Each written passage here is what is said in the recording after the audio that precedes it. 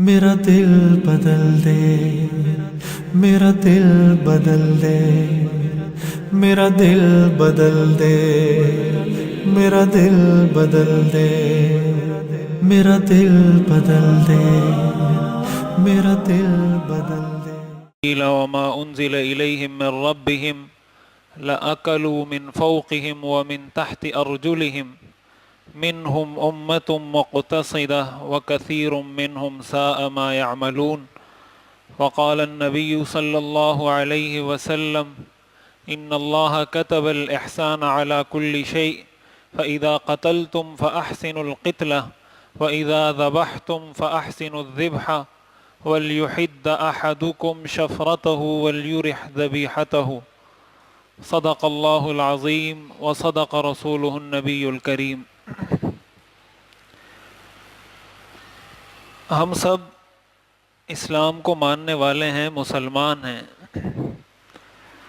اور یہ بات بھی مانتے ہیں کہ اسلام مکمل ضابطۂ حیات ہے، اسلام مکمل ایک نظام کا نام ہے، محض کچھ مخصوص عبادات کا نام نہیں ہے اسلام، بلکہ پورا ایک سسٹم ہے۔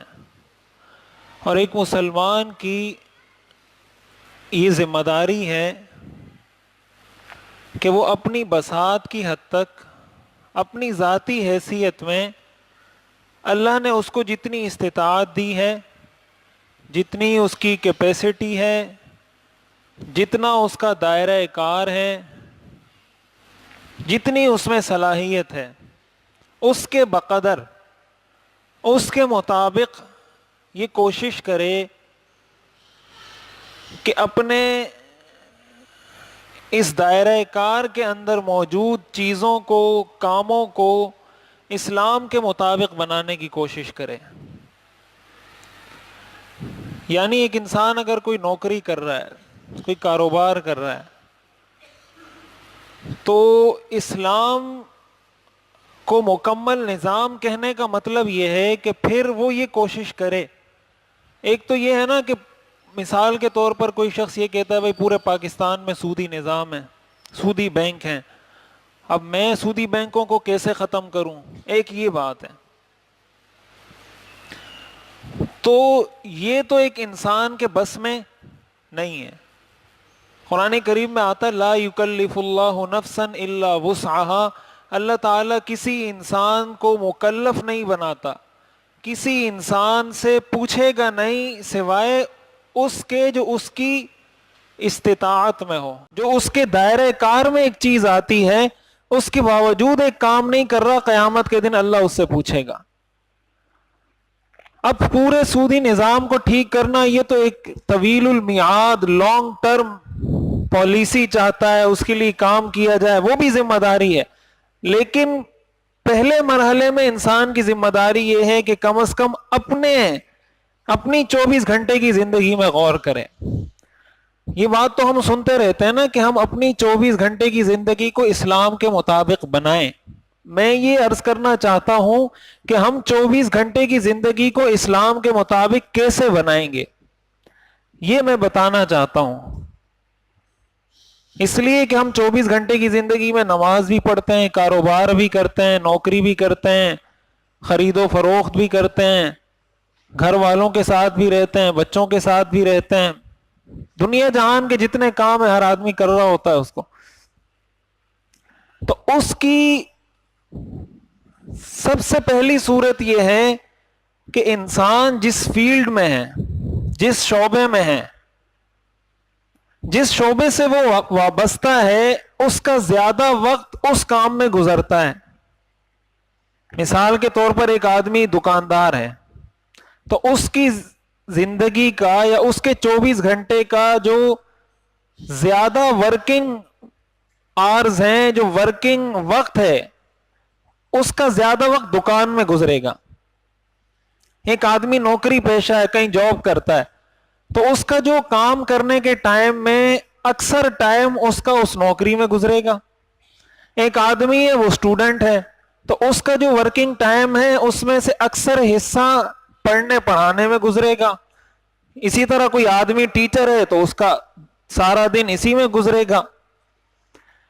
اب جو آدمی جس فیلڈ میں ہے، جس فیلڈ میں بھی ہے، وہ یہ کوشش کرے کہ کم از کم میں اپنے آپ کو پہلے مرحلے میں کوشش کروں کہ اپنی اس فیلڈ کو میں اسلامائز کروں، اپنی اس فیلڈ کو اسلامائز کروں۔ اسلامائز کرنے کا مطلب یہ کہ اسلام کے مطابق بناؤں۔ مثال کے طور پر میں جاب کر رہا ہوں، تو اس جاب کرنے میں شریعت کے مجھ سے کیا تقاضے ہیں۔ اب دیکھیں، ہمارے ہاں ایک اصطلاحات استعمال ہوتی ہیں کہ یہ کام فرض ہے، یہ واجب ہے، یہ سنت ہے، یہ مستحب ہے، یہ تو آپ سب نے سنی ہے۔ لیکن ہمارے لوگ یہ سمجھتے ہیں کہ شاید فرض، واجب، سنت، مستحب کا تعلق صرف نماز کے ساتھ ہے۔ ہمارا یہی کانسیپٹ ہے کہ فرض، واجب، سنت، مستحب کا تعلق کس چیز کے ساتھ ہے؟ نماز کے ساتھ ہے، یا زیادہ سے زیادہ عبادات کے ساتھ ہے، کہ بھائی یہ نماز سنت ہے، یہ مستحب ہے، یہ فرض ہے، یہ واجب ہے، روزہ رکھنا فرض ہے، حج کرنا فرض ہے، وتر پڑھنا واجب ہے۔ یہ کانسیپٹ ہے ہمارا۔ لیکن شریعت میں فرض، واجب، مستحب اور سنت کا تصور اتنا محدود نہیں ہے جتنا ہم نے اس کو محدود کر دیا ہے۔ آپ جو نوکری کر رہے ہیں، جو کاروبار کر رہے ہیں، اس میں بھی کوئی کام فرض ہے، کوئی واجب ہے، کوئی سنت ہے اور کوئی مستحب ہے۔ اس کا ہمیں پتہ نہیں ہوتا کہ بھائی میں یہ کاروبار کر رہا ہوں۔ یہ پتہ کیوں نہیں ہوتا؟ اس لیے کہ اہمیت نہیں ہوتی۔ ہم یہ کوشش نہیں کرتے کہ اپنی زندگی کو شریعت کے مطابق بنائیں۔ اور شریعت کے مطابق بنانے کا فائدہ کیا ہے؟ سورۃ المائدہ کے اندر اللہ تعالیٰ قرآن کریم میں ارشاد فرماتے ہیں وَلَوْ أَنَّهُمْ أَقَامُوا التَّوْرَاةَ وَالْإِنْجِيلَ وَمَا أُنزِلَ إِلَيْهِمْ مِنْ رَبِّهِمْ لَأَكَلُوا مِنْ فَوْقِهِمْ وَمِنْ تَحْتِ أَرْجُلِهِمْ۔ اللہ فرماتے ہیں اگر یہ لوگ جو اپنے آپ کو عیسائی کہتے ہیں یا اپنے آپ کو یہودی کہتے ہیں، اگر یہ لوگ حقیقی معنوں میں تورات، انجیل اور قرآن کے نازل کردہ احکام کو قائم کرنے لگ جائیں، اللہ فرماتے ہیں لَأَكَلُوا مِنْ فَوْقِهِمْ وَمِنْ تَحْتِ أَرْجُلِهِمْ، تو ان کو اوپر سے بھی کھانے کی چیزیں ملیں گی، ان کے قدموں کے نیچے سے بھی ان کو رزق ملے گا۔ یعنی اللہ فرماتے ہیں میں آسمان سے بھی رزق کے دروازے کھول دوں گا، زمین سے بھی رزق کے دروازے کھول دوں گا۔ یہ سورہ مائدہ کی 65 یا 66 نمبر آیت ہے۔ اب اس کا کیا مطلب ہے؟ قرآن کریم میں اللہ نے یہ فرمایا لو انہم اقاموا التورات، ایک ہوتا ہے تورات، انجیل اور قرآن پر عمل کرنا۔ اللہ نے یہ نہیں کہا کہ اگر یہ قرآن، تورات اور انجیل پر عمل کریں، اللہ نے فرمایا اگر اس کو قائم کریں۔ قائم کرنے کا مطلب یہ ہوتا ہے کہ اس کو سسٹم کا حصہ بنائیں۔ عمل کرنے کا مطلب تو یہ کہ آپ نے نماز پڑھ لی، روزہ رکھ لیا، حج کر لیا۔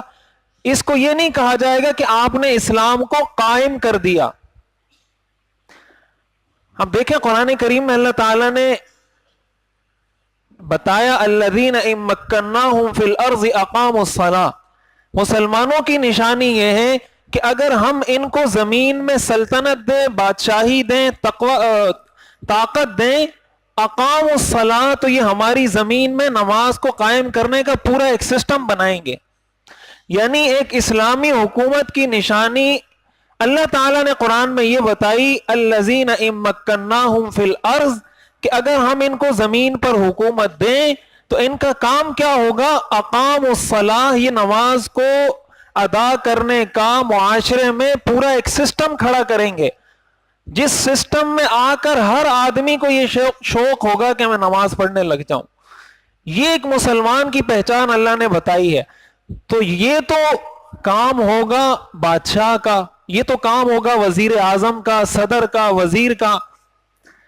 لیکن اگر آپ کہیں کاروبار کر رہے ہیں تو آپ اپنے کاروبار کے تو صدر ہیں نا، اپنے کاروبار کے تو وزیر اعظم ہیں، آپ اپنے کاروبار کے تو بادشاہ ہیں۔ آپ جو اپنی نوکری کر رہے ہیں، اپنی نوکری میں اپنے دائرہ کار کی حد تک تو اپنی نوکری کے بادشاہ ہیں نا، کہ یہ 10 گھنٹے 8 گھنٹے آپ نے یہ کام کرنا ہے، یہ مشین آپ کے حوالے، یہ دفتر آپ کے حوالے، تو اس 8 گھنٹے میں تو آپ اس کام کے بادشاہ اور وزیر اعظم ہیں نا۔ اس کا مطلب کیا ہوا؟ اسلام کا آپ سے مطالبہ یہ ہے کہ اب اس 8 گھنٹے کے سسٹم کو آپ ایسا بنائیں کہ اس پورے سسٹم کو آپ اسلام کے مطابق بنا دیں. آپ کا یہ کاروبار کا سسٹم اسلام کے مطابق ہو جائے کہ جو شخص اس سسٹم میں آئے وہ خود اسلام پہ عمل کرنے لگ جائے. یہ ایک مسلمان کی بنیادی ذمہ داری ہے جو قرآن نے بتائی ہے. اور قرآن نے یہ بھی کہا قل یا اہل الکتاب لستم علی شیء حتی تقیموا التوراۃ والانجیل وما انزل الیکم من ربکم. آپ کہہ دیجئے یہود و نصارہ سے اے اہل کتاب لستم علی شیء. یہ سورہ مائدہ کی 68 نمبر آیت ہے. آپ جا کے ذرا اس کا ترجمہ پڑھیں پھر آپ کو پتہ چلے گا اللہ کیا فرما رہے ہیں. لستم علی شیء، اللہ فرماتے ہیں تمہاری کوئی حیثیت نہیں ہے. ہاں ایک صورت میں تمہاری حیثیت بن سکتی ہے حتی تقیموا التوراۃ والانجیل وما انزل الیکم من ربکم. اس وقت تمہاری حیثیت بنے گی. یہودیوں اور عیسائیوں کو کہا جا رہا ہے کہ جب تم تورات کو بھی صحیح معنوں میں قائم کرو، انجیل کو بھی صحیح معنوں میں قائم کرو اور قرآن کو بھی صحیح معنوں میں قائم کرو. اگر اللہ کی نازل کردہ ان تعلیمات کو صحیح معنوں میں قائم کرنے لگ جاؤ تب تو تمہاری دنیا میں کوئی حیثیت ہوگی. اس کے بغیر تمہاری کوئی حیثیت نہیں ہو سکتی. تو اصل ضرورت تو میں یہ بات عرض کر رہا تھا کہ ہم جب فرض، واجب، سنت، مستحب کا لفظ سنتے ہیں ہمارے ذہن میں یہ آتا ہے کہ فرض، واجب، سنت، مستحب صرف نماز ہوتی ہے. آپ کے کاروبار میں بھی کچھ چیزیں فرض ہیں، کچھ چیزیں واجب ہیں، کچھ چیزیں سنت ہیں، کچھ چیزیں مستحب ہیں. مثال کے طور پر آپ ایک کاروبار کر رہے ہیں، اب اس میں کوئی سودی معاملہ انوالو ہو رہا ہے، کوئی سودی لین دین اس میں آ رہا ہے، تو شریعت نے سود کو کیا قرار دیا ہے؟ حرام قرار دیا ہے.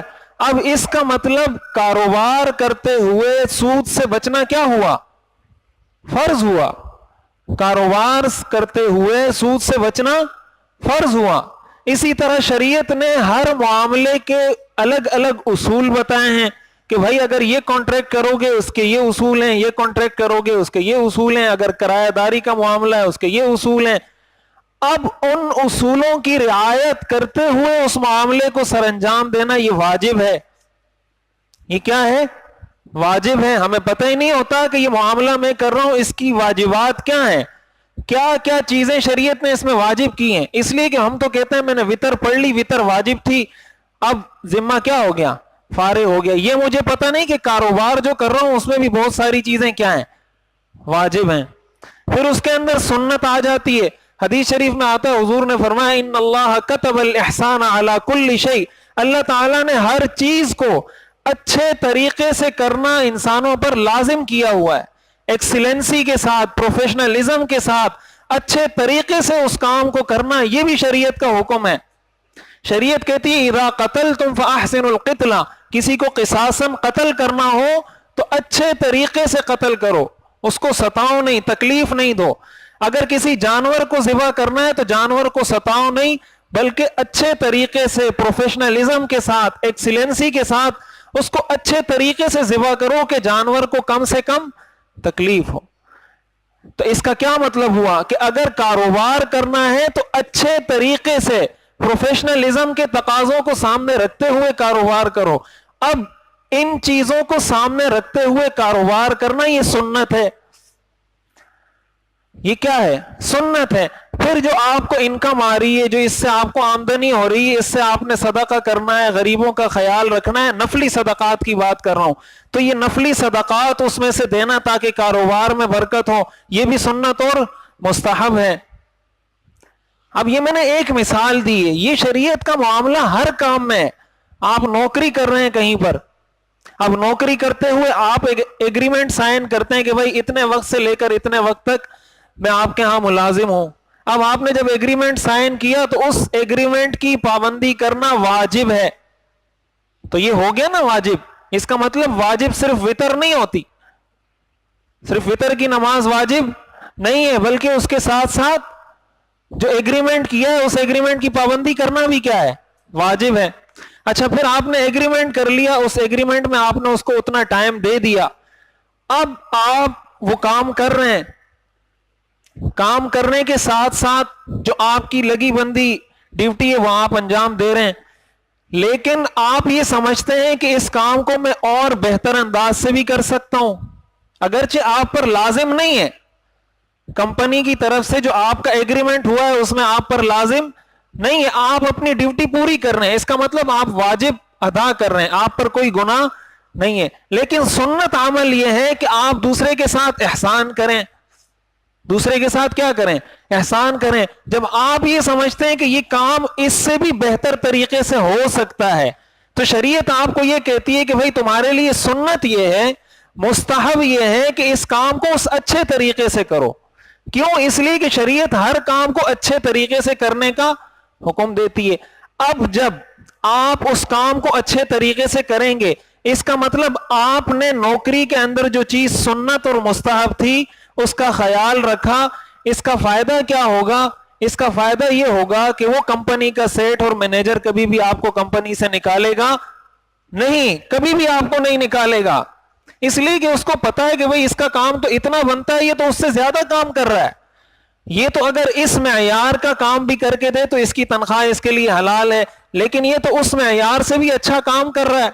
تو یہ جو آپ کو وہاں آپ سٹیبل ہوئے، وہاں آپ کو استحکام ملا، یہ کس چیز کی برکت سے ملا؟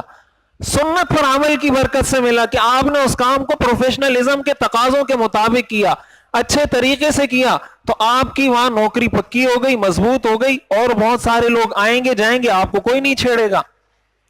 یہ میں نے دو مثالیں دی ہیں کہ کاروبار ہے یا نوکری ہے، کوئی ڈرائیونگ کر رہا ہے، کوئی دکان چلا رہا ہے، کوئی کمپنی چلا رہا ہے، کوئی ادارہ چلا رہا ہے، اسکول چلا رہا ہے، مدرسہ چلا رہا ہے، کوئی ریڑھی چلا رہا ہے، کوئی بھی دنیا کا کام کر رہا ہے، اس نے یہ سوچنا ہے کہ بھائی اگر میں ریڑھی چلا رہا ہوں تو میں نے اپنی اس ریڑھی سے متعلق فرائض، واجبات، سنت اور مستحبات کو کیا کرنا ہے؟ پورا کرنا ہے۔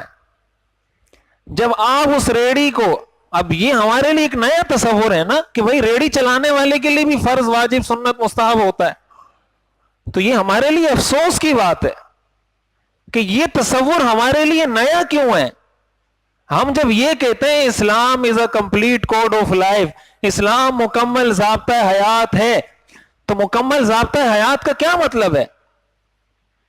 اگر مکمل ضابطہ حیات ہے تو اس کا یہی مطلب ہے کہ شریعت آپ کو یہ بتاتی ہے کہ بھائی ریڑھی والا اگر ریڑھی میں کوئی چیز بیچ رہا ہے تو اس کے لیے فرض کام کیا ہے، واجب کیا ہے، سنت کیا ہے اور مستحب کیا ہے۔ تو ہم سے شریعت یہ مطالبہ کرتی ہے کہ ہم اپنی فیلڈ میں رہتے ہوئے، اور یہ تصور کب پیدا ہوتا ہے، یہ جذبہ کب پیدا ہوتا ہے کہ انسان یہ کام کرنے کی کوشش کرے، اور اس کی میں آپ کو برکت، اس کا فائدہ کیا ہوتا ہے وہ میں نے سورہ مائدہ کی آیت سے آپ کو بتایا۔ اللہ تعالیٰ قرآن کریم میں فرماتے ہیں کہ اگر تم قرآن کو حقیقی معنوں میں اپنے سسٹم میں لاؤ گے، لَأَكَلُوا مِن فَوْقِهِمْ وَمِن تَحْتِ أَرْجُلِهِمْ، میں آسمان سے بھی رزق کے دروازے کھولوں گا، زمین سے بھی رزق کے دروازے کھولوں گا۔ یہ اللہ کا وعدہ ہے، اور اللہ نے تاکید کے ساتھ لَأَكَلُوا، اللہ فرماتے ہیں ضرور بالضرور کھولوں گا، وعدہ ہے اللہ کا، اور وعدہ بھی تاکید کے ساتھ ہے کہ ایسا نہیں ہو سکتا کہ تم اپنے سسٹم کو پورا قائم کرو اسلام کے مطابق، اس کو ڈھالو اسلام کے مطابق، اس کو پورا سسٹم بناؤ، اور پھر تمہیں اس میں ترقی نہ ہو، برکت نہ ملے، ایسا نہیں ہو سکتا۔ اب دیکھیں ہمارے ہاں مسلمان حکمرانوں میں اس وقت اگر دنیا میں کسی حکمران کا اس کو اچھے الفاظ سے یاد کیا جاتا ہے دنیا میں، مسلمان حکمرانوں میں، وہ کون ہے؟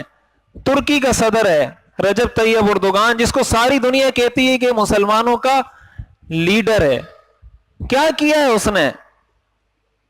ساری دنیا، عرب، عجم، سارے مسلمان کہتے ہیں یار مسلمانوں کا حقیقی معنوں میں لیڈر اس وقت ترکی کا صدر ہے۔ کیا کیا ہے اس نے؟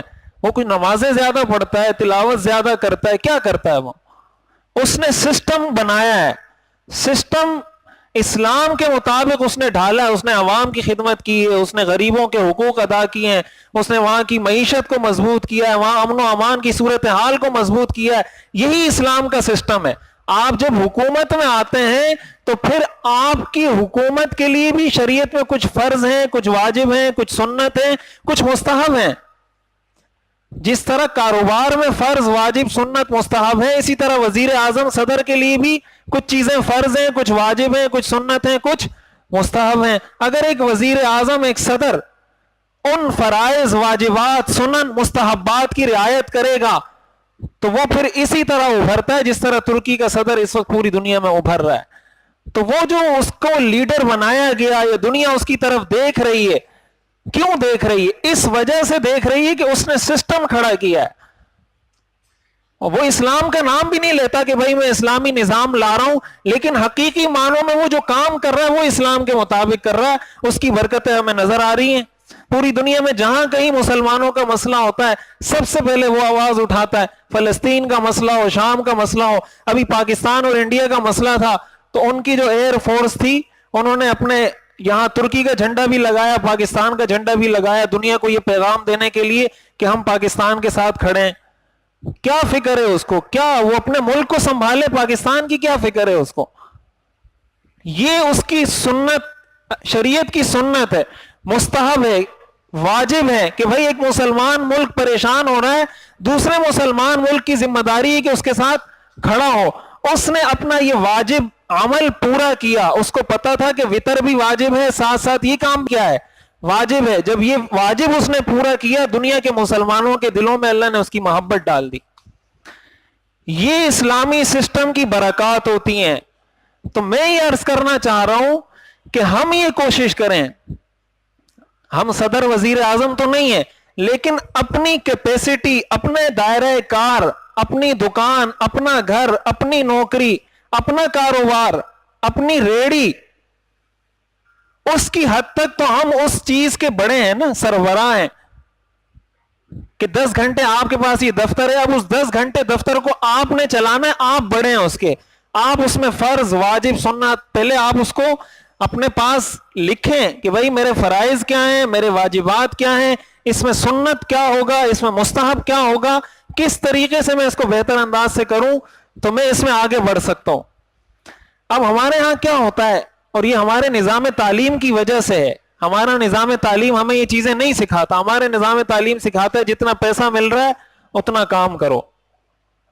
زبان سے تو ہم بڑے نعرے لگاتے ہیں کہ ہم پاکستان کے وفادار ہیں اور ملک ہمارا یہ سا ہے، اور ترانے بھی پڑھتے ہیں اور نعرے بھی لگاتے ہیں، لیکن ملک کے لیے کوئی بھی 1 منٹ کا کام بھی فری میں کرنے کے لیے تیار نہیں ہے. کیوں نہیں ہے؟ ہمارا سسٹم ہمیں یہ سکھاتا ہے. زبان سے ہمارا سسٹم ہمیں سکھاتا ہے پاک سرزمین شاد باد، اور کوئی کہے کہ بھائی 1 منٹ کا کام ملک کے لیے فری میں کرو، ہم تیار نہیں ہیں. یہ نعروں سے جو ہے نا قومیں ترقی نہیں کرتی، نعروں سے قومیں بلندی پر نہیں جاتی. اگر حقیقی معنوں میں کوئی مخلص ہوگا تو شریعت اس کو کہے گی بھائی آپ اس زمین میں رہ رہے ہیں، اس زمین کا آپ پر حق ہے کہ آپ اس کا حق ادا کریں. جب آپ شریعت پر عمل کریں گے تو آپ ملک کے لیے آپ کو پیسہ نہیں بھی ملے گا، کم بھی ملے گا، پھر بھی آپ کام کریں گے. ہمارے جو پڑھے لکھے، اچھے پڑھے لکھے لوگ ہیں وہ باہر کیوں جاتے ہیں؟ باہر کیوں جاتے ہیں؟ اس لیے کہ اگر یہاں ان کو 5 لاکھ تنخواہ مل رہی ہے، وہاں ان کو 10 لاکھ تنخواہ مل رہی ہے، تو وہ کہتے ہیں یار 5 لاکھ یہاں مل رہی ہے، وہاں 10 لاکھ مل رہی ہے، تو کیا کرنا ہے پاکستان میں رہ کے؟ اس کا کیا مطلب؟ اس کو ملک سے محبت ہے، وہ ملک کا وفادار ہے. بھائی اگر ملک سے محبت ہے تو 5 لاکھ کی قربانی دو نا ملک کے لیے. آپ بھی قربانی نہیں دیں گے، یہ بھی نہیں دے گا، یہ بھی نہیں دے گا، یہ بھی نہیں دے گا، اور کہتے ہیں ہمارے ملک میں کرپشن بہت ہے اور یہ بہت ہے اور یہ بہت ہے. جو صلاحیت والے لوگ ہیں، جن کو اللہ نے صلاحیت دی ہے، وہ اپنے پیسے کی وجہ سے ملک کی خدمت نہیں کرتے، حوالے کر دیا ان لوگوں کے جن میں صلاحیت نہیں ہے، اور رونا رو رہے ہیں کہ پاکستان کا سسٹم کبھی ٹھیک نہیں ہوگا. یہ ہمارا اصل مسئلہ ہے. اصل مسئلہ یہ ہے، ہماری ذمہ داری ہے کہ اپنے دائرہ کار میں ہم یہ کوشش کریں کہ ہم اپنے سسٹم کو اسلام کے مطابق بنائیں. اس کا سب سے بڑا فائدہ یہ ہوگا کہ آپ کے کاروبار، کام اور رزق میں برکت ہوگی. یہ اللہ کا وعدہ ہے. اور جب رزق میں برکت ہوتی ہے، رزق میں برکت کا مطلب یہ نہیں ہوتا کہ پیسے زیادہ ہو جاتے ہیں. رزق میں برکت کا یہ مطلب ہوتا ہے کہ گھر سے پریشانیاں ختم ہو جائیں گی. رزق میں برکت کا مطلب یہ ہوتا ہے کہ اللہ بیماریوں کو ختم کر دے گا. رزق میں برکت کا یہ مطلب ہوتا ہے کہ اللہ لڑائی جھگڑوں کو ختم کر دے گا. رزق میں برکت کا مطلب یہ ہوتا ہے کہ دل کا چین اور سکون نصیب ہو جائے گا. تھوڑے پیسوں میں آپ اپنے آپ کو بادشاہ سمجھیں گے. یہ رزق میں برکت کا مطلب ہوتا ہے. برکت ایسی چیز نہیں جو نظر آئے, کثرت نظر آتی ہے, برکت نظر نہیں آتی. نظر آنے والی چیز کثرت ہے, برکت نظر وہ محسوس کی جاتی ہے. اللہ تعالیٰ قرآن کریم میں فرماتے ہیں یمحق اللہ الربا ویربی الصدقات, اللہ سود کو گھٹاتا ہے اور صدقات کو بڑھاتا ہے. اب دیکھنے میں تو سود بڑھتا ہے اور صدقہ کم ہوتا ہے. آپ جب 100 روپے کسی کو صدقہ دیں گے تو آپ کے پیسے کم ہو جائیں گے, زیادہ تو نہیں ہوں گے, لیکن اللہ کہتے ہیں میں اس کو بڑھا رہا ہوں. اور جو آدمی سود لے رہا ہے اللہ فرماتے ہیں میں اس کو گھٹا رہا ہوں. تو نظر آنے میں تو اس کا الٹ ہے, کثرت نظر آتی ہے کہ یہ زیادہ ہے یا کم ہے. برکت اور نحوست یہ نظر آنے والی چیز نہیں, یہ روحانی چیز ہے, یہ محسوس کی جاتی ہیں. لیکن محسوس اس کو ہوتی ہیں جس کو پتا ہو. تو یہ بڑی اہم چیز ہے جو ہماری زندگی سے نکل چکی ہے. ہم یہ کوشش کریں, آج سے یہ تہیہ کریں, یہ عزم کریں کہ بھائی میری جو صبح 8 سے لے کر یا فجر سے لے کر رات 10 بجے سونے تک, 11 بجے سونے تک, میری زندگی کا اکثر حصہ کمپنی میں گزرتا ہے, کاروبار میں گزرتا ہے, دکان میں گزرتا ہے, ریڈی پر گزرتا ہے, کسی شاپ پر گزرتا ہے. اب میں یہ کوشش کروں کہ بھائی اس سسٹم کو, یہ جو میرا سسٹم ہے جس کا میں مالک ہوں, اس کو اسلامائز کروں, اس کو ہم اسلام کے مطابق بنائیں. تو اور کسی کو اسلامی سسٹم کی برکتیں حاصل ہوں یا نہ ہو, ہمیں ضرور حاصل ہو جائیں گی. یہی سورہ مائدہ کی جو آیت نمبر 65, 66, 67 اور 68, یہ آیات آپ اگر پڑھیں گے, اللہ تعالیٰ نے قرآن کریم میں یہی ہم سے فرمایا ہے, اسی کا ہمیں حکم دیا ہے. اللہ تعالیٰ ہمیں سمجھنے اور عمل کرنے کی توفیق عطا فرمائے. وآخر دعوانا ان الحمدللہ رب العالمین.